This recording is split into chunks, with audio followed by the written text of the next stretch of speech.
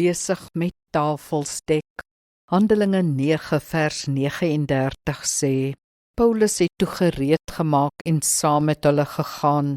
Toe hy daar aankom, het hulle hom na die bovertrek geneem.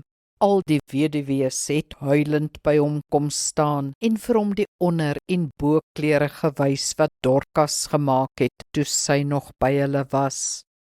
Sommige Christene dien die Here op 'n baie praktiese manier. Preke verveel hulle en emosionele uitlewing is net nie wie hulle is nie. Jy sal hulle ook nie onder 'n boom vind aan die pyns nie.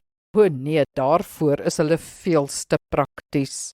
Sommige sal jy in die kombuis vind, besig met kos maak en tafels dek, en ander sal in 'n groep buite staan en na die kerk se dak beduie. 'n Plan sal gemaak moet word met daardie lek.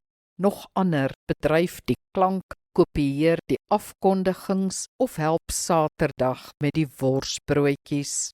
Is jy so 'n kind van God? Wil jy nuttig wees vir die Here? 'n Dorcas? Dankie tog. Wat sou die kerk sonder jou doen?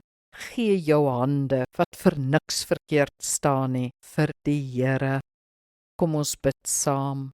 Vader, dankie dat ek nie hoef te wees wat ek nie is nie. Ek's 'n praktiese mens wat U op 'n praktiese manier wil dien. Ek wil 'n verskil maak. Herinner my egter ook om by U te gaan sit en te bid. Amen. Die Here seën jou.